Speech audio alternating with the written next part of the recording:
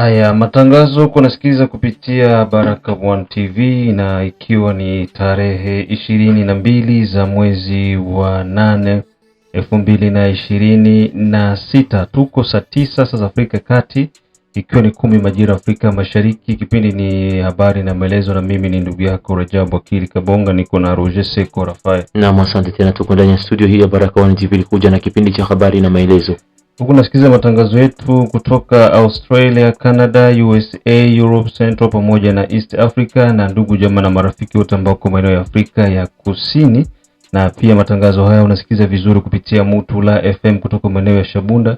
Ili kuwa kwanza kupata habari zetu, like pia subscribe Baraka One TV. Tuko Facebook pamoja na TikTok, like na follow page zetu, na hivyo utakuwa kwanza kuwa unapata haya matangazo kila wakati. Na usikose kutembelea Mwangaza TV. Katika yale ambayo tutazungumza ni kwamba Jamhuri ya Kidemokrasia ya Kongo na Jamhuri ya Afrika ya Kati wasaini makubaliano ya ushirikiano wa kijeshi, na vile vile mazungumzo kati ya M23 na serikali kufanyika upya tena huko maeneo ya Uswizi ili kuweza kuleta maridhiano na majadiliano makubwa kuhusiana na mgogoro ambao unazidi kuendelea mashariki mwa Jamhuri ya Kidemokrasia ya Kongo.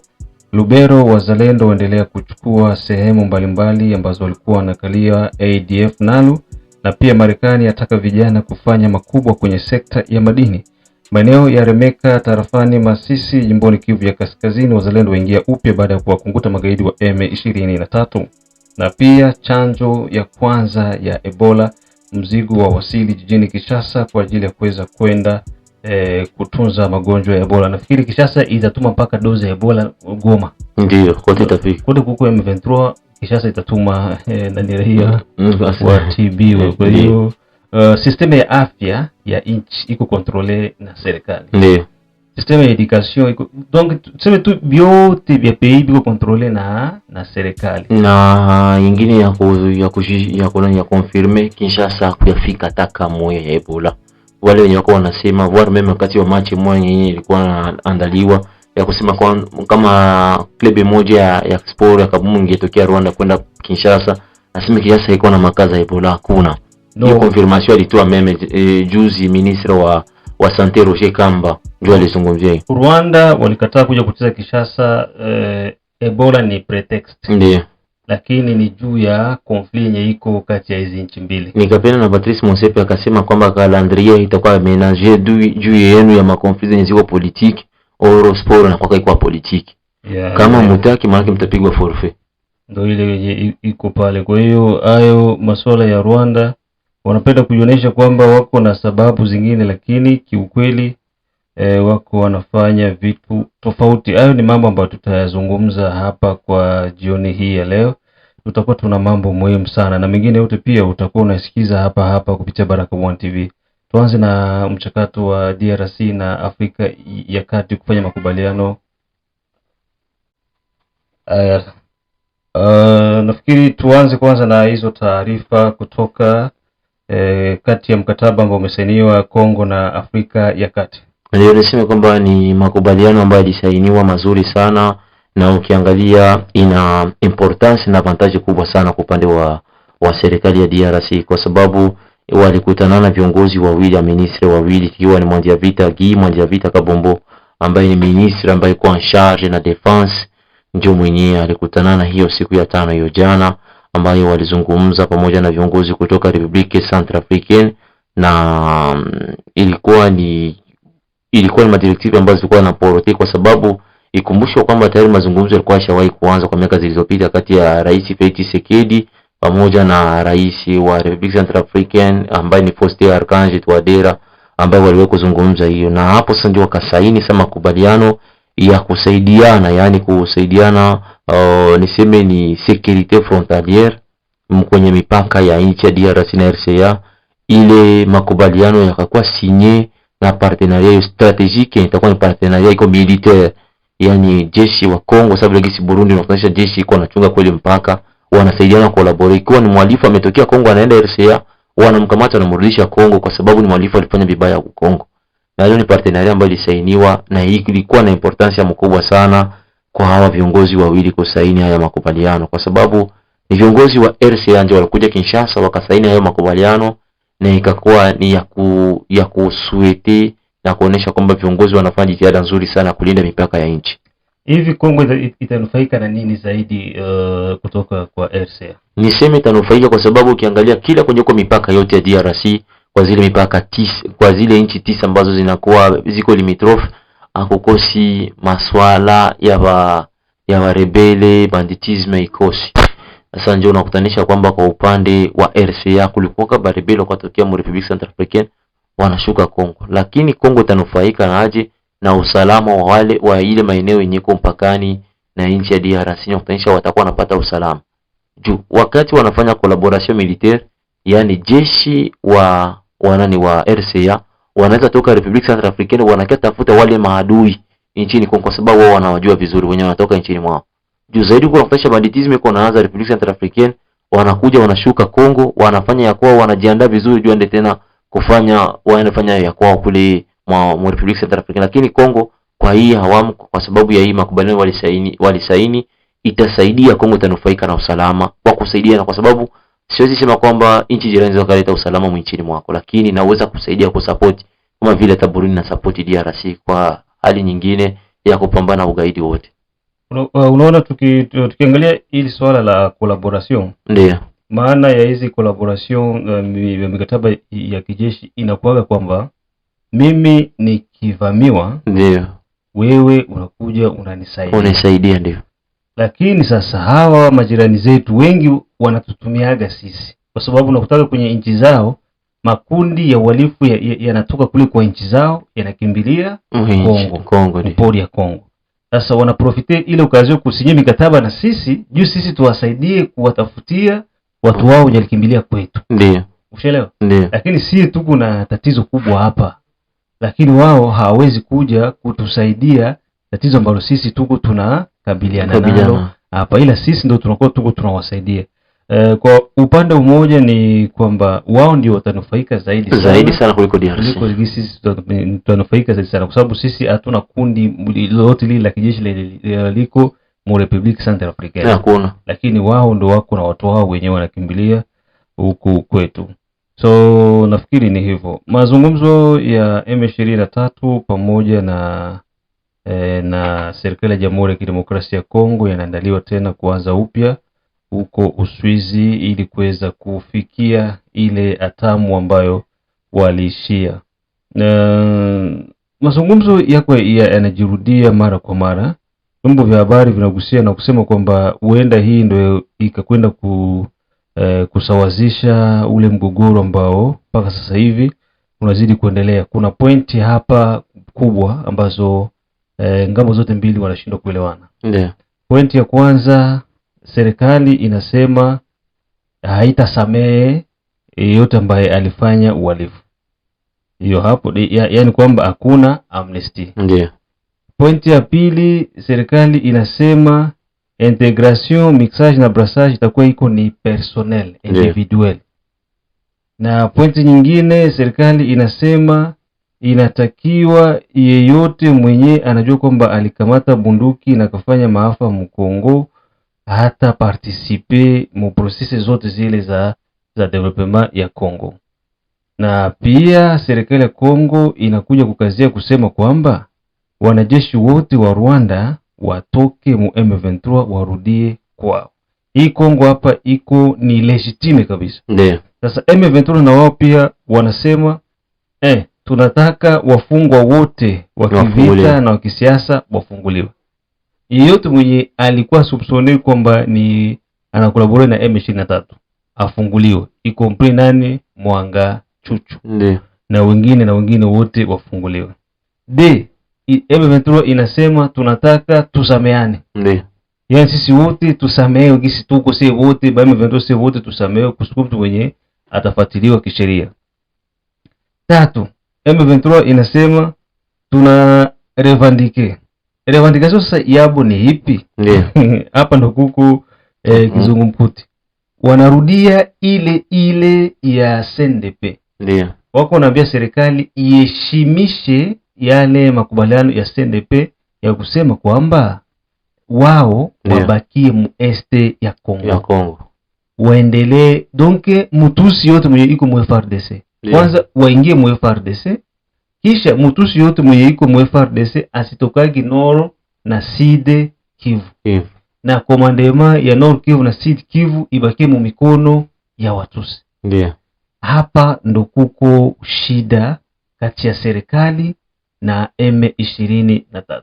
Sasa serikali inakuja kuona kwamba haya mazungumzo ya M23 haiku yeye ni mwenye iko nasema, lakini kitu kingine M23 pia inashindwa kuavue kwamba iko inasapotiwa na Rwanda, wakati mashirika yote ya kimataifa takwimu zao zinasema kwamba M23 iko nasaidiwa na nchi ya Rwanda.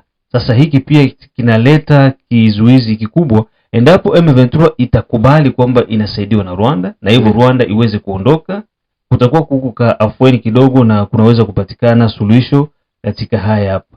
Haya ingekuwa kwamba wewe ndo mwakilishi wa serikali, haya matako ya M23, unahisi kwamba itawezekana? Haiwezekana kwa sababu ukisema upane Watusi wapatie mashariki mwa Kongo ni kama vile una promouvoir, una accompagner idée ya balkanisation.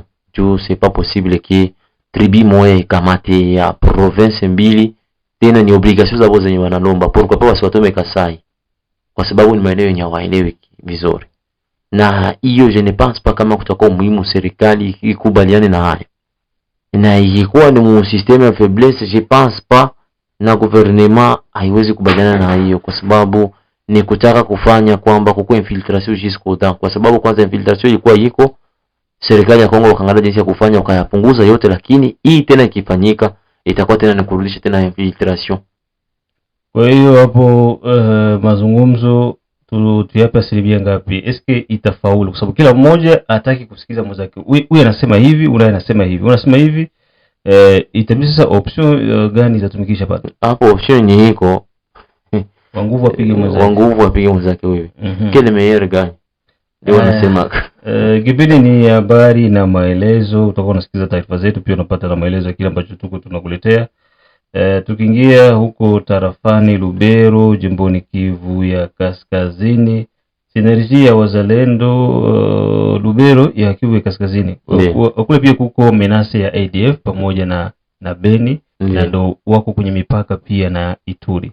So Synergie ya Wazalendo ya Grand Nord imeweza kuzungumza kwamba wameweza kufanya hatua kubwa ya kuendeleza operesheni dhidi ya ADF kuanzia sekta ya Bapere ndani ya tarafa ya Lubero, huku pia maeneo mbalimbali ikiwemo pia Bafwasende. Kutokana na msemaji wa Synergie hiyo ya Wazalendo Bwana John Mangaiko, operesheni hizo zimekuwa zikifanywa wakiwa na ushirikiano na majeshi ya Jamhuri ya Kidemokrasia ya Kongo FARDC pamoja na majeshi ya Uganda kupitia operasio Shujaa.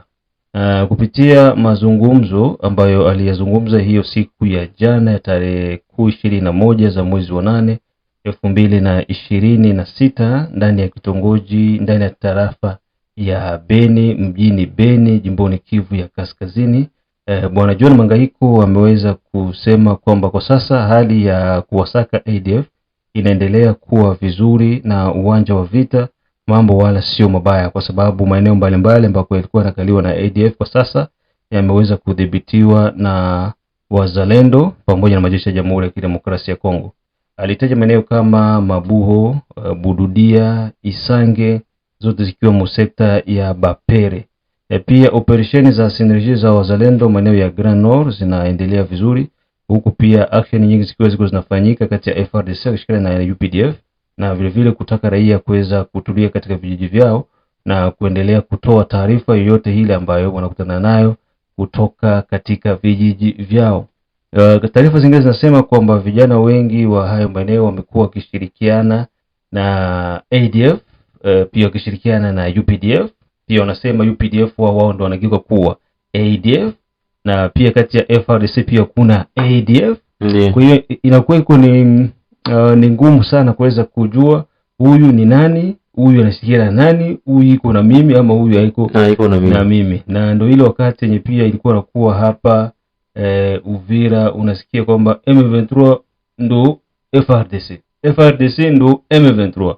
au walikuja ndo M23 au wanaenda ndo, donc ile confusion. Lakini kwa takwimu za hayo maeneo ni kwamba vijana wengi wamekuwa wakilalamika sana na wana confirm kwamba vijana wa hayo maeneo wako wanatumikishwa na ADF na hivyo kuendelea kujichumia fedha za kuwasaliti watu wengine. Lakini kupitia synergy ya wazalendo kwa sasa Lubero na maeneo hayo ya Kivu ya Kaskazini pamoja na nusu ya Ituri, kunaonekana kidogo ka utulivu kanaanza kuja.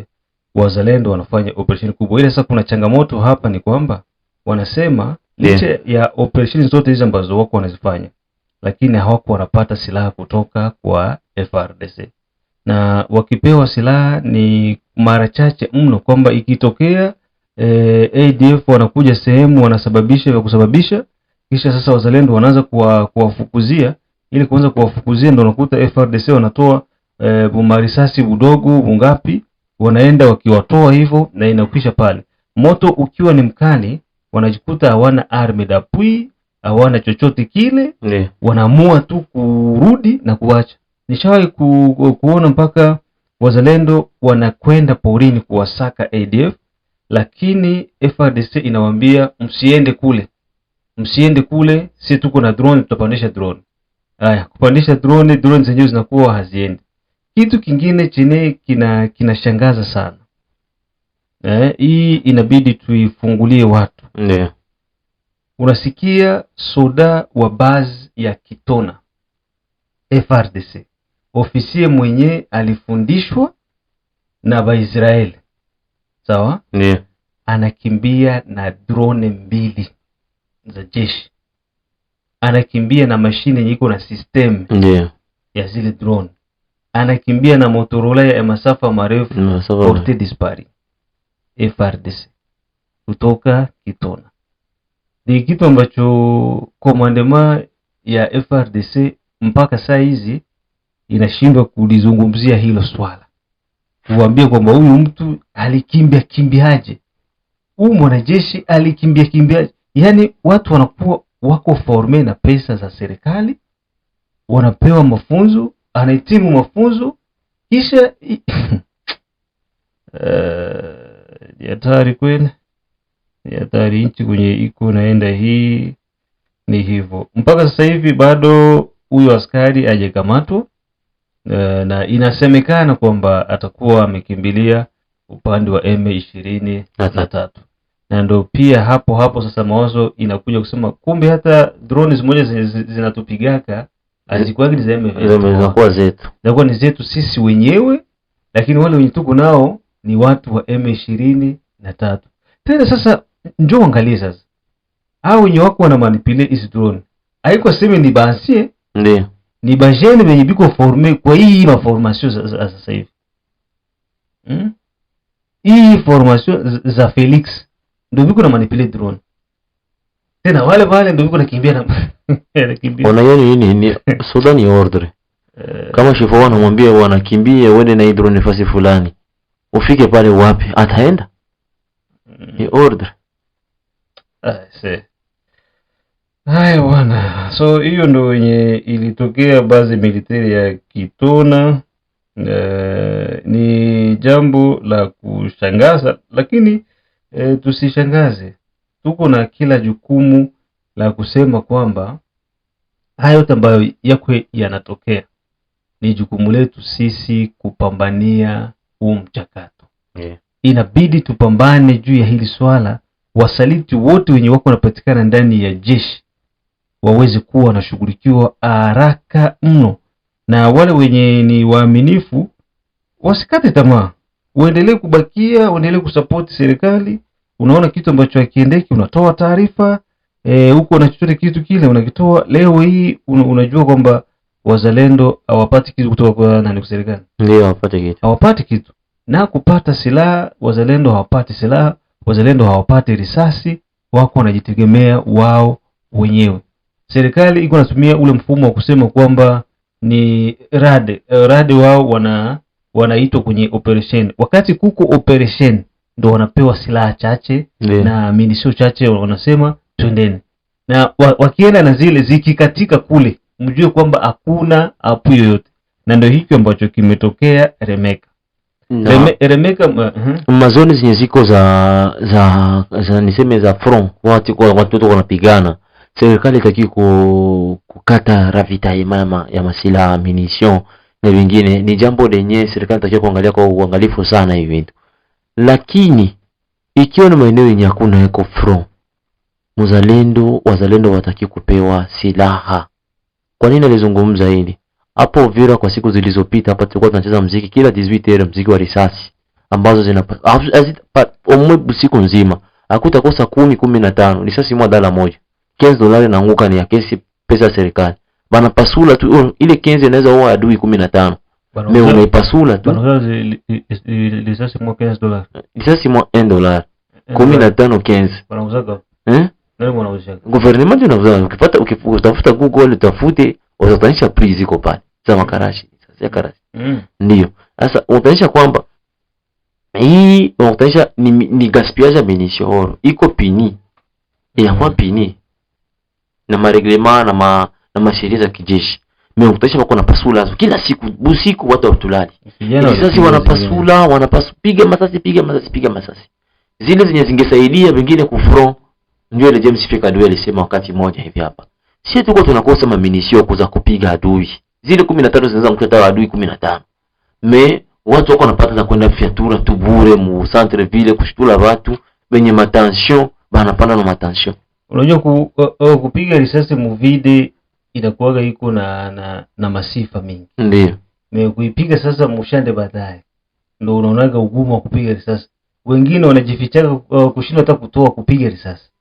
Kwa hiyo huko kuna ugumu wake pale. Au wenyewe wako napiga kugaspie munitions mu vile hivi ni problem. Jana usiku pia tulisikia milio ya risasi from no reasons, lakini inapigwa tu. Tushasema ni mbuma, ni michezo, ni sauti ya Mungu, ni muziki ya leta, na leta inakuwa iko na garamia hii. Ni muziki ya leta kwa sababu sisi tungina nguvu na cerveau kingaliki inatulia sana, lakini kwa wale mama wenye wako na miaka 16 na zaidi 17 washazoea, tension inapanda.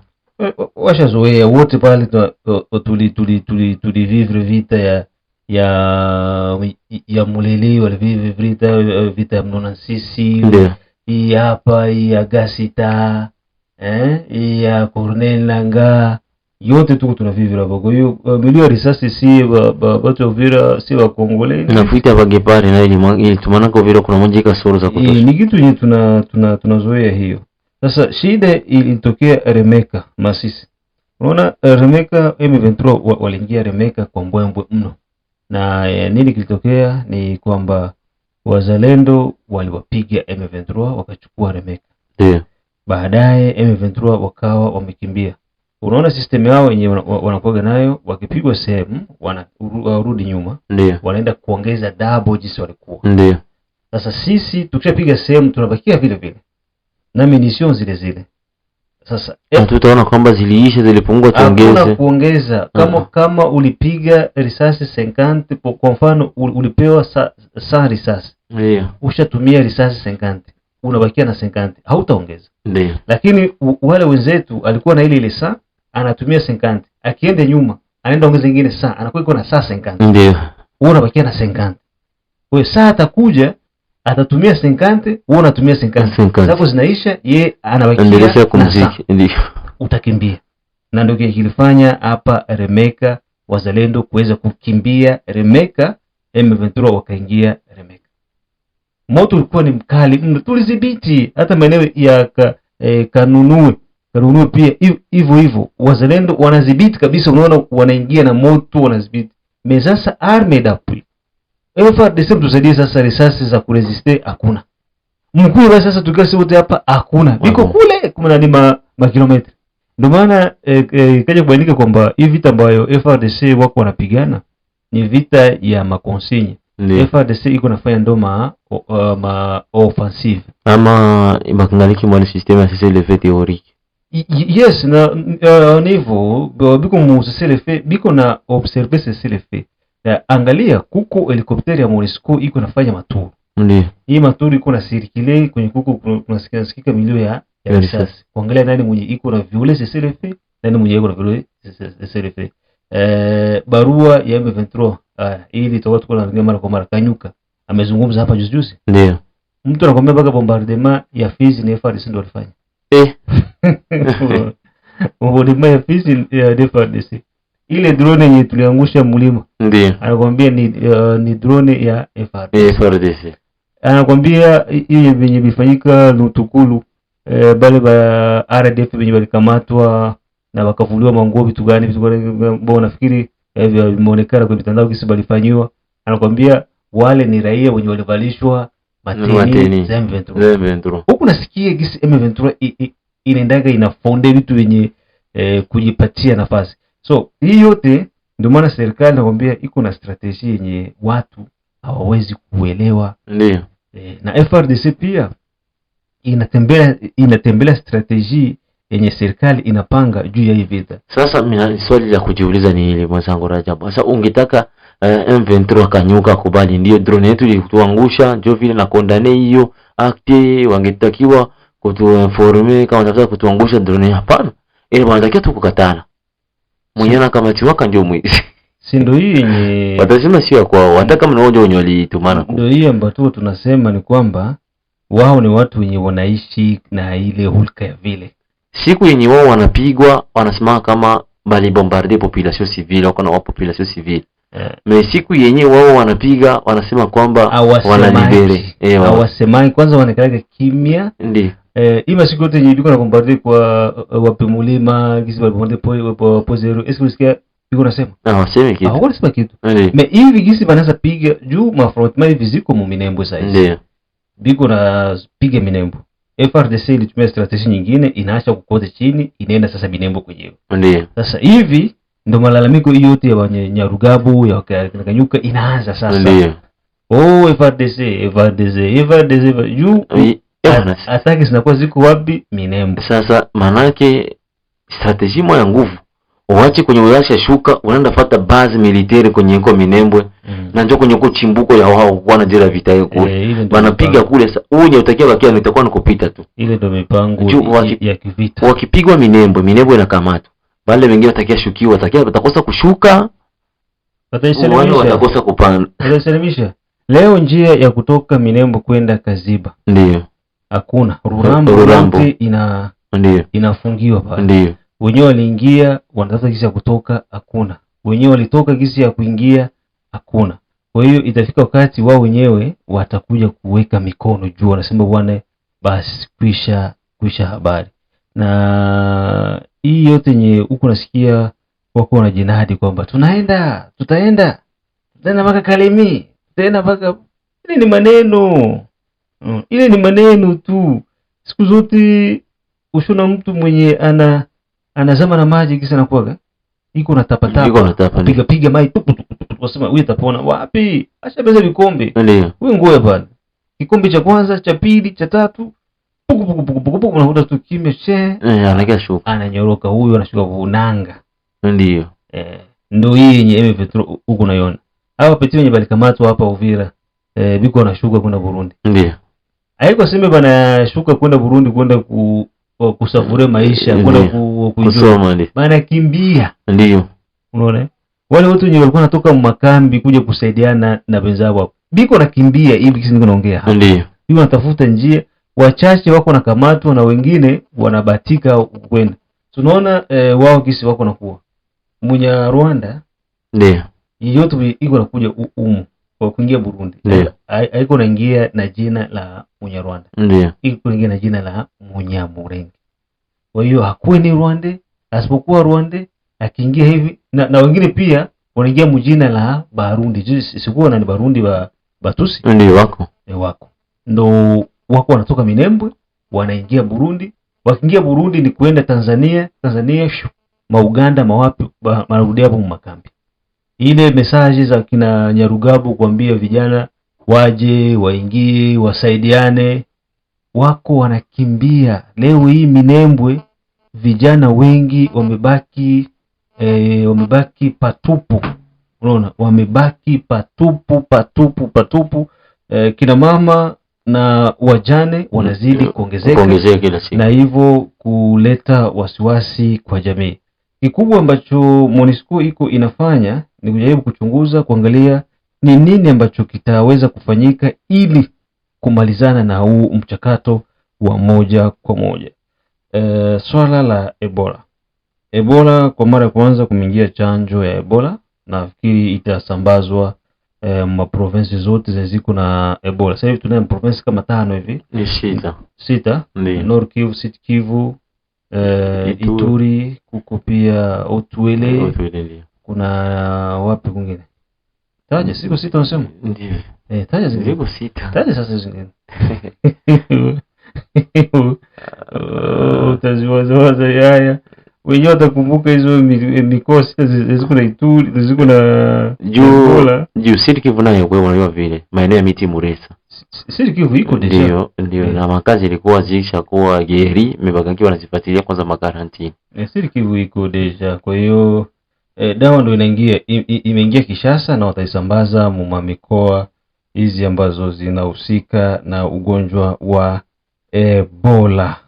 Kuna kingine na confirmation ya Kinshasa tu, nadhani kwa shizungumzia kwenye vichwa kwamba Ministre Roger Kamba wa Santé alisema kama kuna kayo yote nyesha kwa observer au province na ville ya Kinshasa hakuna Ebola, kwa sababu njoo ilikuwa shakuwa kama ngao ya timu ya Rwanda kusema kwamba watakiacheza machi yenye wako na Coupe d'Afrique des clubs ya kusema watacheza na Aigle ya les Aigles du Congo kule Kinshasa, wanakatala wao watacheza kwa sababu Kongo kuko Ebola. Na nikapenda matamshi ya Patrice Motsepe, president wa CAF, akasema kwamba kama muhuji mtapigwa forfait na tutaamenager calendrier ya mechi za Coupe d'Afrique za Super Coupe ya maklebe mu Afrique juu yenu. Na kwa sasa ni hesabu zote zenyewe zinabaki kichwani mwa maklebe hiyo ya Rwanda ambayo njoo ilikuwa klebe ya huyu nani joueur mmoja hivi ambaye alipigaka geste wakati wanamfukuza pale huyu nani Eritier Luvumbu. Eritier Luvumbu ni APR. Ndio. APR ni kipi ya Rwanda ni ya Basoda. Ndio. Unaona? Sasa Eritier Luvumbu naye alikuwa anacheza mwezo club. Alikuwa mu APR. Ndio. Achana na Barundi wanani wako biko na mabitu yao moya ya kujaribu kujishalilisha. Nini tu kujishalilisha hivi ni alikukwepa juu tuko mu probleme nabo, ndio maana wanasema hatuzienda kule. Si nini tu. Basi Kabumbu Sire inatuambia nini? Tushie pale, tukutane mingine saa 12.